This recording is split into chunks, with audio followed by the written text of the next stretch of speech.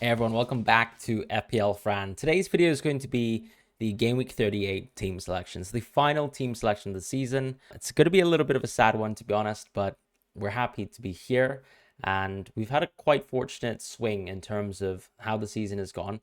Obviously, as you guys know, I did choose to wildcard in Game Week 26. There were some times where we had decent green arrows, but there were some pretty generational red arrows as well. And Game Week 38 was 34 rather was a great example of that, where we had a 400 to 500% rank drop, which I've never seen before in my FPL career. So the fact that we've been able to take a minus 16 on Game Week 35 and swing back to here on the precipice of a top 1000 finish is beautiful. So what I can say is thank you guys so much for watching, for the content so far. Appreciate you guys for the support all season long, and looking forward already to next season, but also European fantasy if you're interested. So do stay tuned for content around that. I'll also be doing a season review after Game Week 38, after it's all over. Just looking back at my season, reviewing what I liked about it, things that I did well in terms of, where I think I might have expressed skill, where I got lucky, where I got unlucky, things like that. And just being a bit reflective, a bit honest as well about my season. But let's get on to Game Week 38, but also specifically the week preceding it, Game Week 37. We did pull off the bench boost, and I think it was a magical bench boost, right? We got 155 points on the bench boost, and that allowed us to get a great green arrow. And none other than Malo Gusto, one of the sort of early favorites of my season within my own FPL journey in 23-24. He stood up and he got himself an assist within the game after redeeming himself from that sort of late substitution in the previous game, and just simply missing a golden chance, I would say, almost one-on-one with the keeper effectively. That was stopped by a foul, to be honest. That could have been a penalty in the previous game. Instead, here in this Brighton game, he actually got an assist for Nkunku. And then because he, at one point at halftime at 45 minutes, and then also at around 57 minutes, I believe, needed medical attention, he was finally subbed off for Reece James, who promptly decided that he would only play a few fair minutes of football and got himself a red card. Second time this season. As far as Gusto, though, looks good for him starting Game Week 38. For those managers who are interested in Gusto, I probably reluctantly won't play Gusto, just because I think there are better fixtures about. But I think he's a wonderful option, so if you do own Gusto, definitely worth considering. In terms of the goalkeepers, I think they were the least flattering aspect of the bench boost, so let's just go through with them after shouting out my favorite player, Malo Gusto, in terms of the recent swing in the FPL. Guardiola probably actually is my favorite, but Gusto has some pretty personal moments for the club here, and it's quite significant that we did well with the bench boost from defenders. Vicario and Onana, though, appalling, to be quite honest. Yes, of course, we did expect them to concede, but to be honest, there are many games where Onana and Vicario do save a lot of shots, and when you look at the matchups that, for example, United have, facing Arsenal, for example, facing Newcastle, concede as many shots as I thought they would. At the same time, I think the Arsenal team that came to Old Trafford definitely were probably a gear below what we've seen Arsenal play at in terms of a level this season. At the same time, I don't think Man United played poorly at all. So I think they actually played reasonably well. In the Newcastle game, I think Newcastle had much more chances. They just didn't really take them in terms of actually shooting at Onana. And also, they were robbed of a penalty, let's be honest. So that was a bit fortunate, I guess, although there was an opportunity, I suppose, to get a penalty save if that would have mattered. And that's it for the goalkeepers. Very, very dull. Vicario does have a good fixture for Game Week 38, so that's interesting. Onana doesn't really. Not expecting much from, as I said, a United team away from home, so we sort of have to move on from Onana and take the loss there when Pickford, of course, got 8 points instead. Now, looking at the rest of the defenders, Porro, of course, emerges as a great option because we did mention that the transfer for Porro is not only just an idea for Game Week 37, but specifically for Game Week 38. So, similar lens with Vicario in terms of the thinking. You've got Sheffield United away from home, still a very weak team, one of the worst Premier League offenses in Premier League history. Burnley is up there too, but Sheffield United are far away the worst offense in the league this season.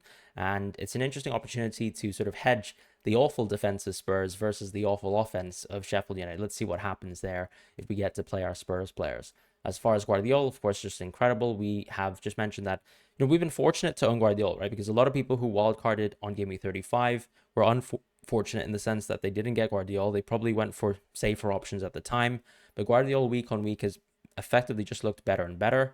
And really all came from, I would say, that standout performance versus Real Madrid, where he did score a screamer. And obviously, when you score a screamer in football, people start to turn their heads. But it's more specifically the actions and the comfort level that I think he's shown in offensive positions, right? Week on week, we start to see where they all make off the ball runs, which I think was very crucial, for example, in some of his recent games. When we talk about Guardiola too, it's just how comfortable he is in possession, using both feet as well in terms of also advancing slowly towards what is effectively a left wing position.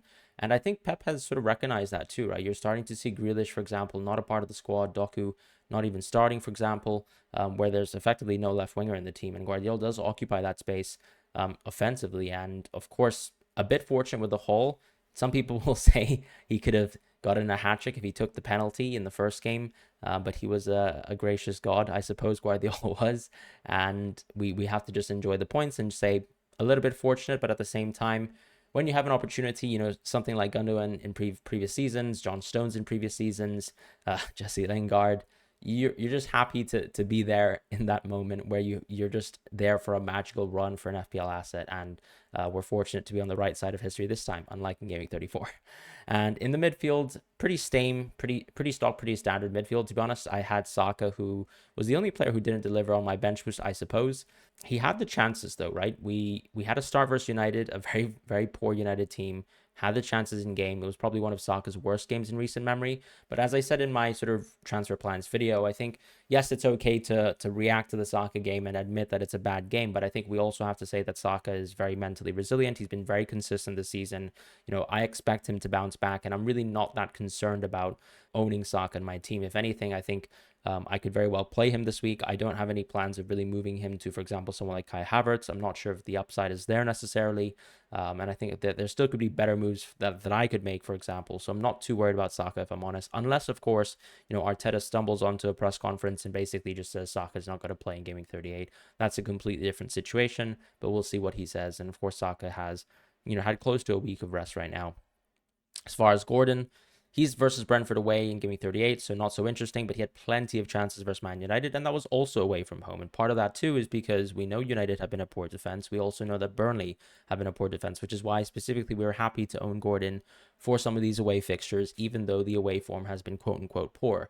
Yes, of course, the away form has been poor in terms of the results, but at the same time, it's not like Newcastle are a completely flat team away from home. They're still a team that is relatively competent, right? So Gordon being a good asset, when you have chances like, for example, a team like Burnley, a team like Man United, you still take them with Gordon. And I think this is a good example of that, once again, just being illustrated in FPL. Son, extremely, extremely poor, but he still has opportunities, right? He still is in the right positions. And if you regardless of where you sit on whether, Son is a good left winger or a good center forward, clearly, of course, maybe the team doesn't look so good when he plays center forward, but the reality is he still gets into great spots. And I don't think that can be questioned. And of course, he's still on penalties. He's still versus Sheffield United for the final game of the season. I don't really have any plans to move away from Son. Foden, Palmer, I think stellar players. Nothing to talk about them. Great fixtures as well for Gaming 38, so we just move on. In the forward positions, Jackson, I think, poor, for example, in terms of how many chances he got and what he was able to convert for his teammates from a creative standpoint. And also, I suppose, from an offensive standpoint. Did score a goal, though.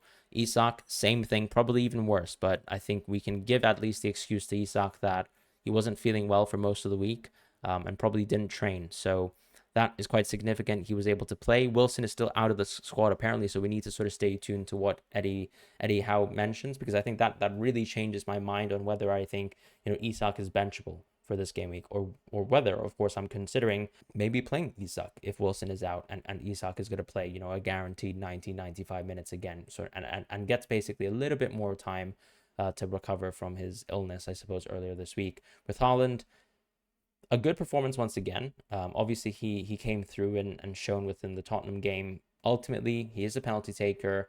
City have everything to play for. West Ham are the worst opponent in terms of, gulf of the quality of fixtures this week. From a team that has something to play for, definitely in City, versus a team like West Ham who, look, the reality is they're on the beach. Yes, people can talk about how Premier League spots matter in terms of, finishing and the amount of money that you can actually earn as a club from a revenue standpoint. But let's be honest, the recent West Ham performances have been extremely dire. and Man City have just looked better and better. Haaland looks exceptional as well. So I think this is a great chance to captain him, and I don't really have any other plans of moving away from the captaincy, just like we did in the last 2 weeks. And as far as my bench, have double Arsenal defense. There is a conundrum this week, and we can just move on quickly towards my Game Week 38 team selection. Before we jump into Game Week 38 and my discussion on effective ownership and game theory here in the final game week of FPL, I'd like to shout out all the managers here who've been watching the videos and are subscribed to the channel. Unfortunately, however, 50% of the managers are not subscribed. So if you're enjoying the content so far, you watch the cheat sheet series, you've been following the team selections, and you enjoy the content, please feel free to subscribe. It really helps support the channel, and that's it. So the first thing I wanted to do with my Game Week 38 team selection is to actually look at something that I've prepared for the purposes of this video, and specifically to talk about my team, right? The position that I am in the world, I would really like to finish the season within the top 1,000. That was my goal, given that I had a very fortunate run up until the second half of the season.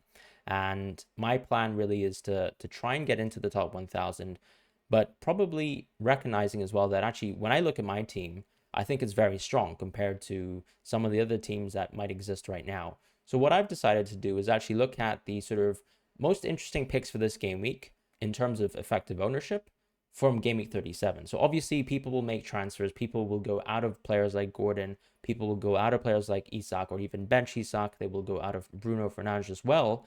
But the point is, this is the ownership for the top 1K in Game Week 37. And of course, most people only have one free transfer. Some people, of course, might have been able to put themselves in a luxurious position of going for 2 free transfers. But I really struggle to believe that those managers own Guardiola. And I think that that's an interesting thing to point out, because most of the people who are able to roll their transfer probably have someone like Ederson. They probably have to sort of fix that in some sort of way, maybe by going Guardiola, and that already sort of forces a goalkeeper plus defender transfer, which isn't lovely. In my situation, I think my attackers are very strong in the sense that I have 8 attackers and I can just simply play 7 out of 8. In my defense, I actually probably have 4 amazing defenders this week, arguably even 5, right? We have even Gusto, who, you know, thanks to the Reece James red card and his generally good performance versus Brighton with you know, obviously keeping in mind that he wasn't very fit in that game, came off definitely looking very rough, but we could see him start once again versus Bournemouth as long as he's physically fit. And that's a good fixture still on paper for Chelsea. Is it as good as some of the other players that I have in my team? Probably not. So the point of this almost cheat sheet that I have here, this is an effective ownership cheat sheet. So what I've done is sorted by position, midfielder, defender, goalkeeper, and forward. As far as what I'd like to do in terms of explaining the cheat sheet and my thought process there is, as I said, I am 1,099 in the world. This is a little bit of game theory now. So if I think that my team is stronger than everyone else's, and I'm only 2 points away from the top 1,000, I think it makes much more sense for me to take as little risks as possible heading towards this game week. As long as I think, of course, one, that my players play, that I'm happy with the players that I have, and that there aren't any sort of crazy exceptional upgrades that I can make with the 1.3 million I have in the bank. Right now, because Newcastle has something to play for, because a team like Chelsea are at home, a team like Arsenal, City, clearly has something to play for. I don't think I really have too many moves to make. So that's something that I'd like to say from the outset. And when I look at my owned players now, I think Palmer definitely is going to start for my team. Son will start for me as well. He just has a good fixture. Foden will too.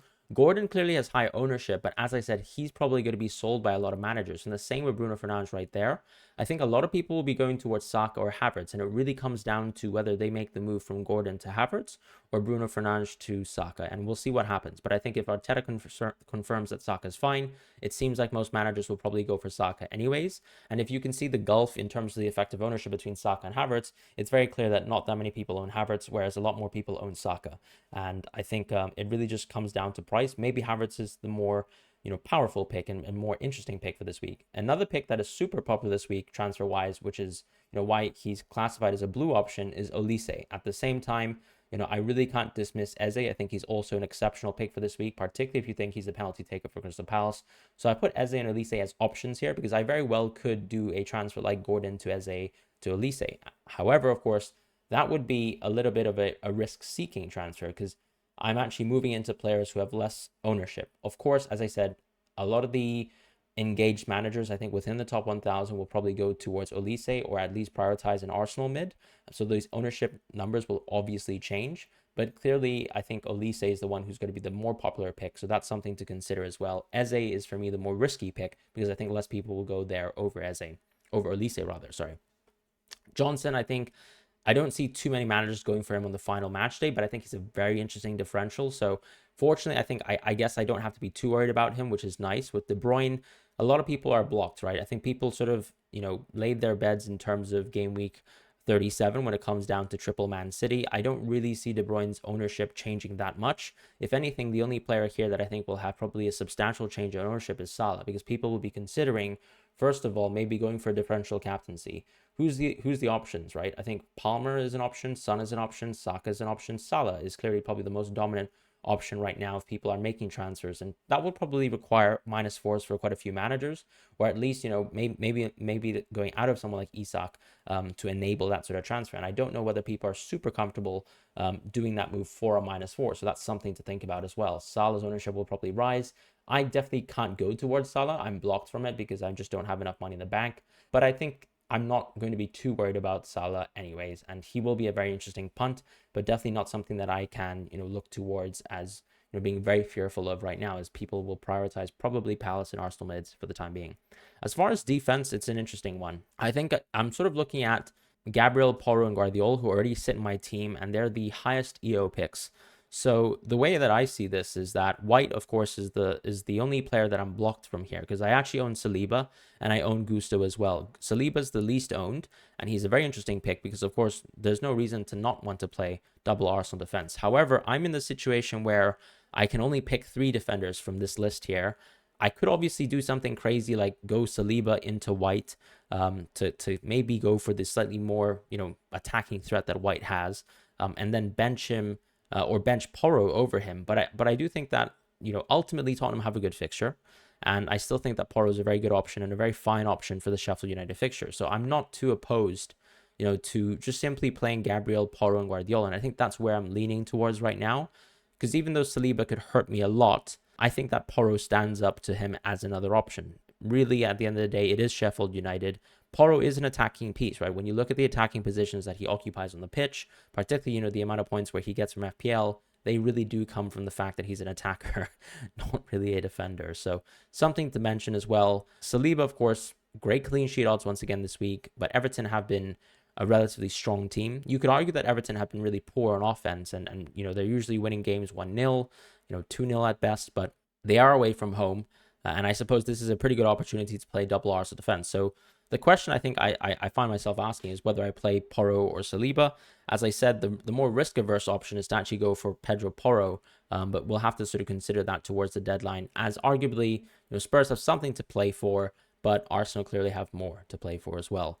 As far as the goalkeepers this week, I can't really go towards Petrovic. He's actually blocked for me.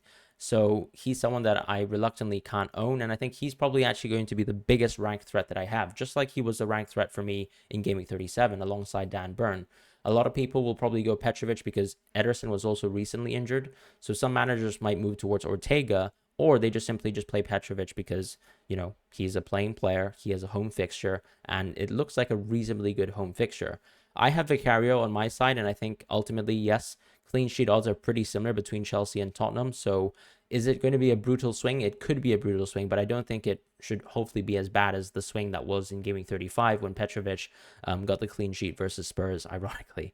With Raya, of course, I'm blocked there. So once again, the question I suppose is that if I add up, let's say, White plus Saliba plus Raya's ownership, the Arsenal double defense ownership is probably going to be something like probably 120, 130% heading towards next game week. That's pretty scary. I don't think the ownership will really change too much. I think it's more around 130%, I'd say, at best, because obviously some people will be benching their second Arsenal defender to play Pedro Porro. So when I think about it like this, I'm not too worried about not having double Arsenal defense. The question, of course, is do I stand to gain more if I'm more comfortable that obviously Saliba is a better option than Porro? Right now, I'd say it's pretty close, so I don't think that, from a risk perspective, there's any need to think about that. And then when it comes down to Alisson Becker, he's an interesting one where I think when I look at the whole of my team, if I have plenty of upgrades to make outside of, let's say, the transfer towards Eze or Elise from Gordon. If I, let's say, choose to keep Isak in my team, and this ties into the forward segment as well. If I play Haaland, Isak, Jackson, that's a front three. That means I have to play a midfield four, which means that I'll be playing Palmer, Son, Foden, and Saka. That's a very strong midfield four.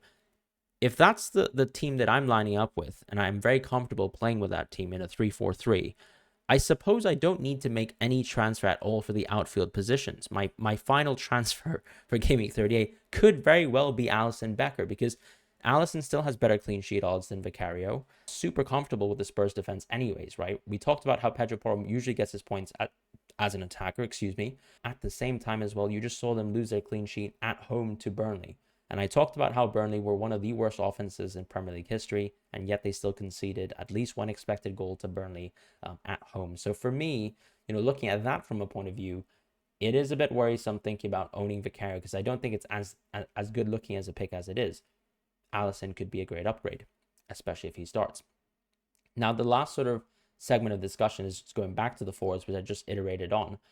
I think Isak is the biggest question mark here, right? He has the highest ownership, but I also think that just going back to, for example, Gordon, Fernandes in the midfield position, these are players, and Isak is included, where I think some managers will consider benching Isak, and some other managers will consider going for the Salah transfer. The Salah transfer is probably enabled by actually selling Isak to someone like Mateta, someone like Muniz, or someone like Wood.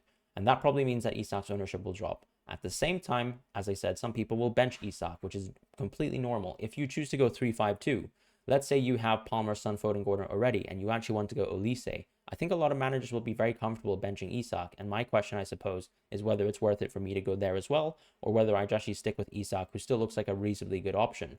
With Isak, I think the concern that people have as managers is over the minutes that he was going to play, right? However, we know that he's coming back from an illness. He played 95 minutes effectively versus Man United. He was fine. He came out through fine. Wilson was not part of the squad. So I think the biggest thing is just waiting for that Eddie Howe press conference and finding out whether, of course, Wilson is going to be ready to be a part of the squad again. Of course, Eddie Howe can lie to us, as he has multiple times this season. But if we take him to be honest, then maybe Isak could be a great option for Game Week 38, because Newcastle, once again, have something to play for. And ultimately, Isak could play 95 minutes, particularly if Wilson's out. And it also would guarantee that he's on penalties. Now, if Wilson's back in the squad, I do think that because Isak is so far out from the Golden Boot, that things change, right?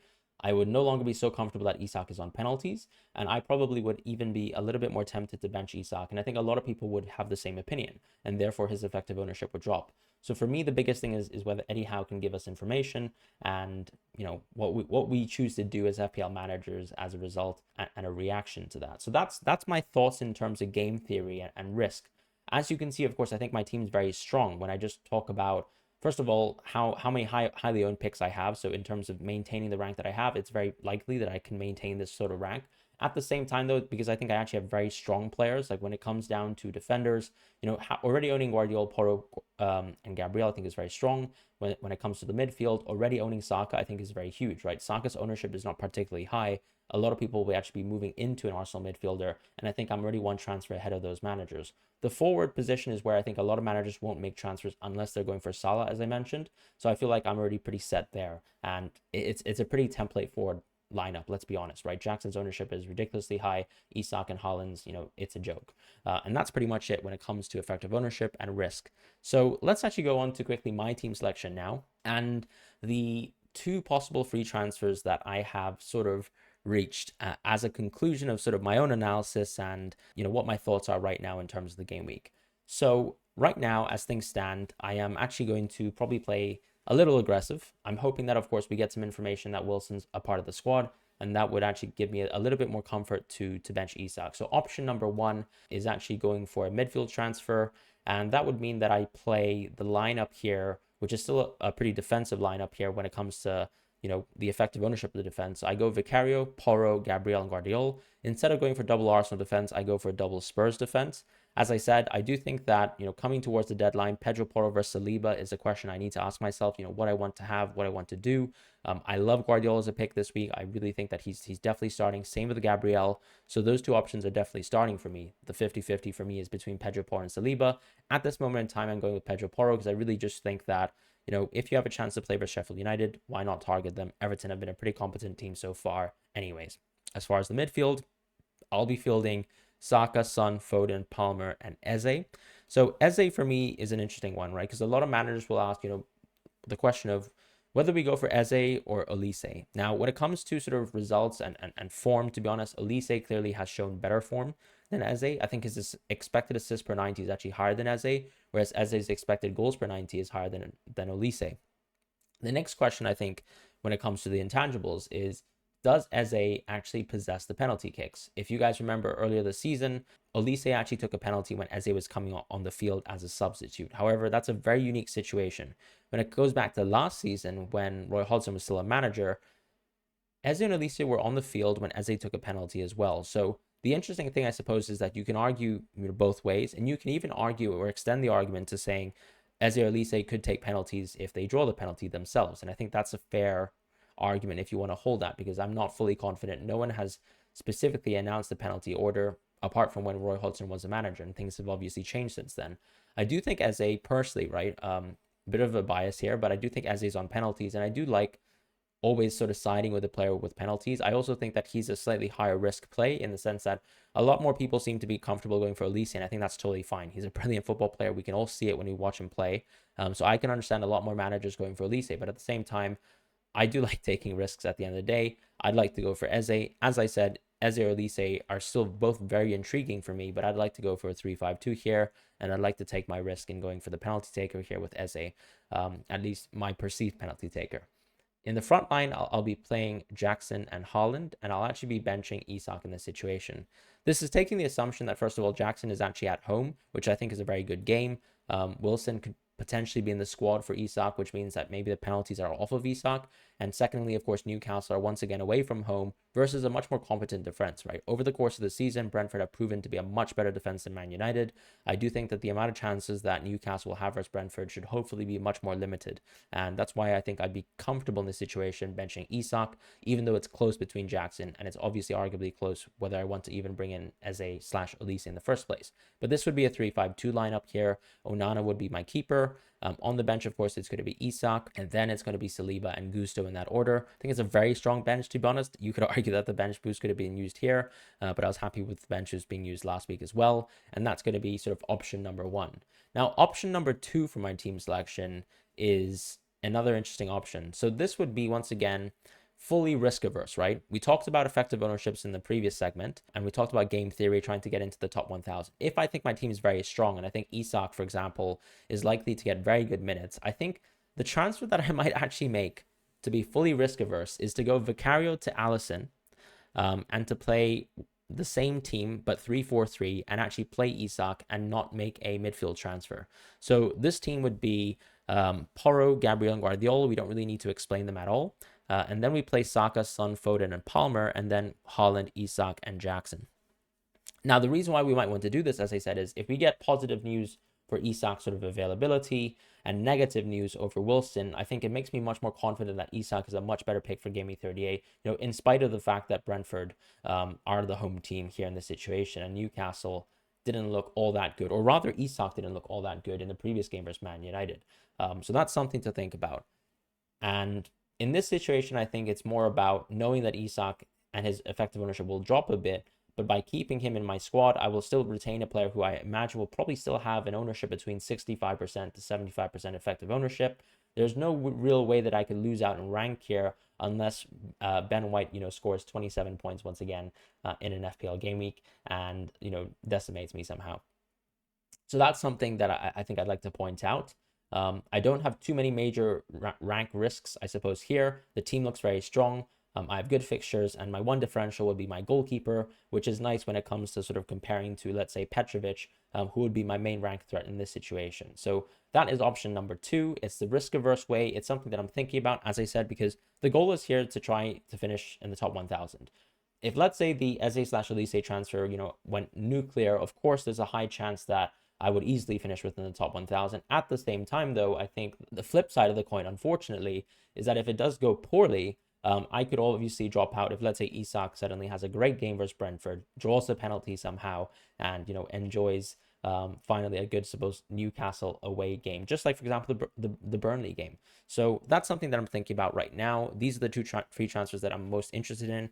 Going back to the Eze transfer, I think Olise very well could be the transfer that I go for, because he could also be sort of, your half in, half out option, right? Because Olise is probably going to be transferred in by most managers. If I want to be a little bit more, risk averse, I suppose Olise could be the option that is a little bit of a half in, half out option, as I mentioned. So that's something to talk about. In terms of captaincy, I still think you have to go with Haaland here. I don't possess Salah. I think Saka's minutes, I guess, are a little bit dicier. Foden is someone that I'm still not comfortable captaining over Haaland right now, given that he's looking very good. And KDB is obviously a part of the team now. And then Palmer, of course, I'm sure a lot of people will be tempted to captain him or even Son. And I think that makes sense. But ultimately, I think I just have that much more confidence in West Ham being a worse team. City are at home. They're in the Etihad. And Holland has looked very, very good and really fit as of late. So no complaints here. And that's going to be the team lineup that I'll be going with. Let me know what your thoughts are in terms of option 1 and option 2. Let me know what your thoughts are in terms of game theory and a little bit of that application there. These are one of the final weeks where, of course, at this point in the season, you already know where your fate sort of lies in terms of your FPL team. You might be 15 points off the top of the mini league that you're in. You might be 15 points ahead. These are the times where you kind of have to look towards people around you and make decisions around their teams, as well as what your team is currently looking like. As I said, I think my team does look strong, because I do think that I'm arguably one transfer ahead by owning someone like Saka as long as he's fit. I'm in a good spot to sort of play around here in Game Week 38 and be a little bit more risk averse, and hopefully, send the team into the top 1,000 as we initially wanted. And that's it for this season. Thank you guys so much for watching. I really appreciate the support so far. If you're still watching the video and you're not subscribed, please do subscribe. Love you guys so much for watching. Take care. Goodbye, and I'll see you soon.